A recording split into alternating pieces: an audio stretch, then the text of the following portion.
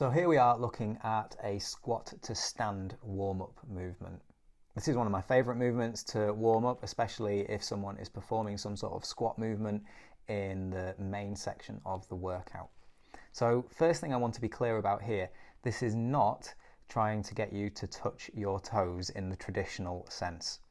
So most people, when they touch their toes, it involves them rounding their lower back.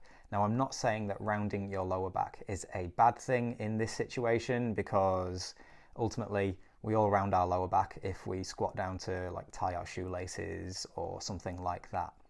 However, it's not the technique that we're wanting to cue here. So what I'm doing is I'm trying to maintain a flat or slightly arched back. We refer to this as neutral spine while performing this movement. So I'm reaching down towards my toes, but you can see that I'm allowing my knees to bend ever so slightly at first so that I can get my fingers underneath the front of my shoes.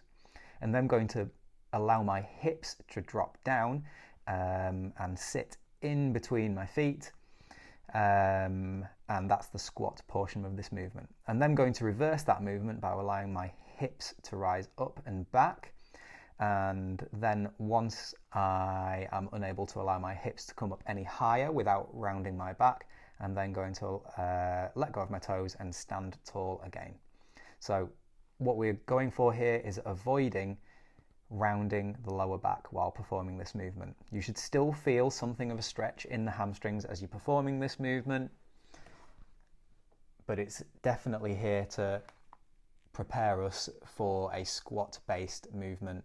So we do not want to be rounding the lower back while performing the squat to stand.